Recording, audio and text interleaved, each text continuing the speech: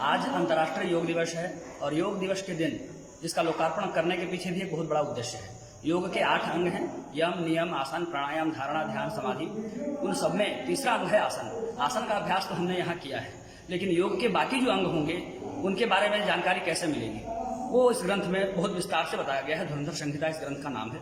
और एक व्यक्ति जो सनातनी है, सामान्य जीवन जी रहा है, वो अपने धर्म के बारे में कैसे जाने, उसमें भी यह ग्रंथ बहुत सहायक सिद्ध होगी। बहुत सरल भाषा में बहुत विस्तार से सनातन परंपराओं के बारे में और धर्म के बारे में बताया गया है। हम सामान्य रूप से सुनते हैं कि जितने भी शब्द हैं वो सभी भगवान के ही वर्णन है, भगवान की स्तुतियां हैं। पर अगर कोई प्रश्न कर दे, हमसे ही प्रश्न कर दे कि भाई क कहने से किस देवता का ध्यान हुआ, तो बहुत मुश्किल है कि लोग बता पाएं। तो उन सभी वर्ण मात्रिका लिपोद्धार का इसमें वर्णन किया गया है। बहुत ही 1.5 महीने के बहुत कठिन परिश्रम से और अचानक के संयोग से ईश्वरीय प्रेरणा से इस ग्रंथ का लेखन हुआ है।